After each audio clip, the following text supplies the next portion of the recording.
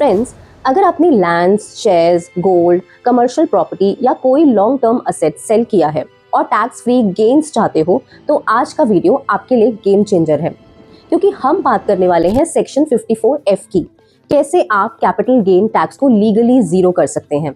Video end तक देखिए, black magic नहीं, प्योर लीगल ट्रिक सिखाएंगे। Hello everyone, welcome back to my channel Fin Talks by CA Deepti. जब आपने इतना स्मार्ट डिसीजन लिया है ये वीडियो देखने का, तो एक क्विक लाइक कर दो ताकि YouTube को समझ में आ जाए कि यस, लोग टैक्स हैक्स पसंद करते हैं। हमारा लास्ट वीडियो जो सेक्शन 54 और 54EC के ऊपर था, उसके अपलोड करने के बाद हमें आप लोगों के बहुत लाइक्स आए। I am really grateful for all of you for liking the video and there were so many comments regarding section 54 regarding capital gains. So I decided I will make another video. काफ़ी लोगों के questions थे कि अगर जो asset sale हुआ है that is not a residential house, तब हमारे पास क्या ऑप्शंस हैं। So I have decided to make a video on this topic. So here it is, watch till the end so that you don't miss any aspect of it. सबसे पहले समझते हैं section 54F का concept क्या है। Section 54F तब apply होता है जब आप long term capital asset sale करते हैं but other than residential house. For example land, shares, mutual funds, commercial property, gold, और फिर उस सेल मनी को रेजिडेंशियल प्रॉपर्टी में री इन्वेस्ट करते हो, तो आपको कैपिटल गेन टैक्स का पार्शियल या फुल एग्जेम्पशन मिल सकता है। इसमें कौन कौन एलिजिबल होता है? Individuals, HUFs including non residents, and holding period which I already told, ये लॉन्ग टर्म असेट सेल के लिए है, तो holding period should be more than 24 months for immovable property and more than 12 months for movable, that is the shares और mutual funds. Shares और mutual funds become long term when they are held only for 12 months and above. अब हम important timeline समझते हैं। ये वाला rule लोगों को कंफ्यूज करता है, सो ध्यान से सुनना। रेजिडेंशियल हाउस की डुअल टाइमलाइन है। डुअल यानी कि दो डायरेक्शंस। सेल डेट के 1 साल पहले या आप परचेज या कंस्ट्रक्ट कर लो, सेल डेट के 2 साल के अंदर या आप परचेज कर लो, या 3 साल के अंदर कंस्ट्रक्ट कर लो। Take an example to make it crystal clear. Suppose Natasha sell करती है लैंड ₹50 lakhs में, और उसमें से LTCG यानी कि लॉन्ग टर्म कैपिटल गेन होता है ₹30 lakh। ऑप्शन 1 इज वो ₹50 lakh को ready to move in house में इन्वेस्ट करती है विद इन 2 years, तो उसका LTCG पर टैक्स 0 हो सकता है। ऑप्शन 2 इज वो एक हाउस कंस्ट्रक्ट करना चाहती है, तो उसका कंस्ट्रक्शन 3 years के अंदर होना चाहिए। अगर फुल सेल अमाउंट इन्वेस्ट नहीं हुआ, फिर एग्जेम्पशन प्रोपोर्शनेट बेसिस मिलेगा। तो सेक्शन 54 जो हमने पिछली वीडियो में देखा था, उसमें हमें सिर्फ कैपिटल गेन अमाउंट इन्वेस्ट करना था।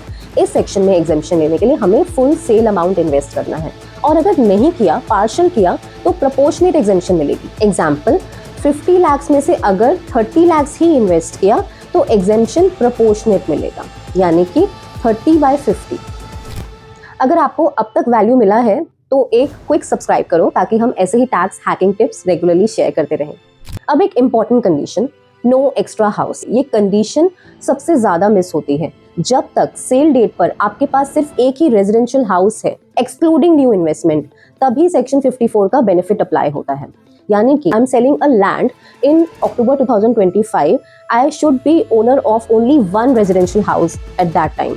अगर आपके नाम पर 2 या उससे ज्यादा घर हैं, तो ये बेनिफिट आपको नहीं मिल सकता। तो प्लान ऐसे बनाओ कि सेल के टाइम पर आपके नाम पर एक ही घर हो, फिर सेक्शन 54F का पूरा फायदा मिलेगा। तो एक इंपॉर्टेंट वार्निंग दे रही हूँ, ये मत मिस करना, अदरवाइज आप पूरा सेक्शन का एसेंस मिस कर दोगे। ध्यान से सुनना, ये पॉइंट 90% लोग मिस कर देते हैं और बाद में इनकम टैक्स का नोटिस आता है। सेक्शन 54F सिर्फ घर खरीदने का रूल नहीं है, बल्कि रिस्ट्रिक्शन का रूल भी है। सिर्फ एक नया रेजिडेंशियल हाउस लेना ही काफी नहीं है, उसके बाद भी आपको डिसिप्लिन मेंटेन करना पड़ता है। वो क्या है? No other house rule. Section 54F के अकॉर्डिंग आपने एग्जेम्पशन लेने के लिए एक रेजिडेंशियल हाउस तो खरीद लिया, लेकिन उस पीरियड में, यानी कि सेल करने के 2 साल तक कोई नया घर आप परचेज नहीं कर सकते, और सेल करने के 3 साल तक कोई नया घर आप कंस्ट्रक्ट नहीं कर सकते, other than the one which you purchased और constructed before to claim the exemption. यानी कि सेल करने से 2 या 3 साल की ड्यूरेशन में सिर्फ आप एक घर खरीद या कंस्ट्रक्ट कर सकते हो, जो कि पहले आपने एग्जेम्पशन क्लेम करने के लिए किया है। तो चाहे पहला घर परफेक्टली लीगल था, पूरा सेल कंसिडरेशन इन्वेस्ट किया हो, रिटर्न भी सही फाइल की हो, एक extra house and then game over.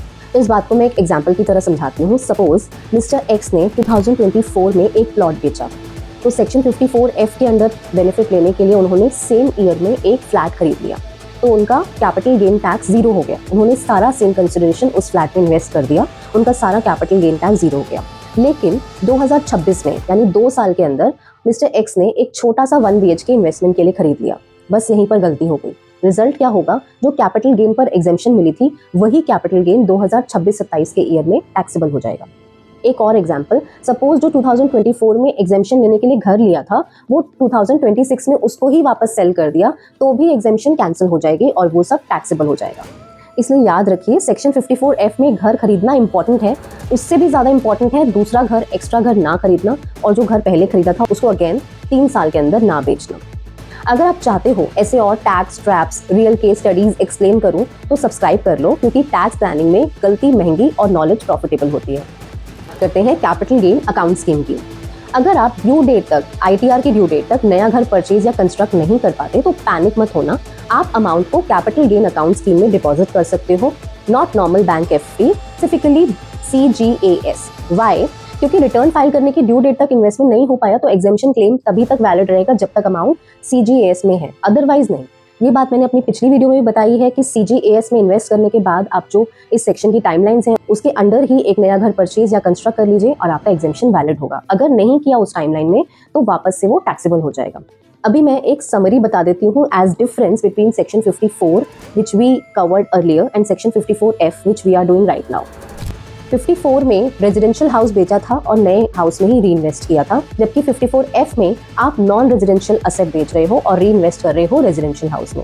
Section 54F के अकॉर्डिंग आपने एग्जेम्पशन लेने के लिए एक रेजिडेंशियल हाउस तो खरीद लिया, लेकिन उस पीरियड में यानी कि सेल करने के 2 साल तक कोई नया घर आप परचेज नहीं कर सकते और सेल करने के 3 साल तक कोई नया घर आप कंस्ट्रक्ट नहीं कर सकते other than the one which you purchased और constructed before to claim the exemption. यानी कि सेल करने से 2 या 3 साल की ड्यूरेशन में सिर्फ आप एक घर खरीद या कंस्ट्रक्ट कर सकते हो जो कि पहले आपने एग्जेम्पशन क्लेम करने के लिए किया है, और जिस घर को आपने एग्जेम्पशन क्लेम करने के लिए खरीदा है उसको आप 3 साल तक बेच भी नहीं सकते हो, अदरवाइज आपका पूरा एग्जेम्पशन कैंसिल हो जाएगा और नेक्स्ट फाइनेंशियल ईयर में वो अप्लाई हो।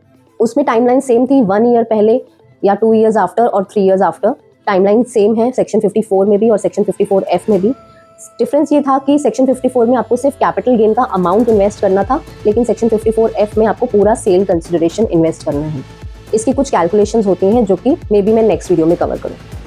अपने कमेंट्स में मुझे ज़रूर बताना कि आपको अगर कोई और क्वेरी है इससे रिलेटेड तो I will definitely try to answer every comment. So मिलते हैं नेक्स्ट वीडियो में, तब तक के लिए bye and happy new year.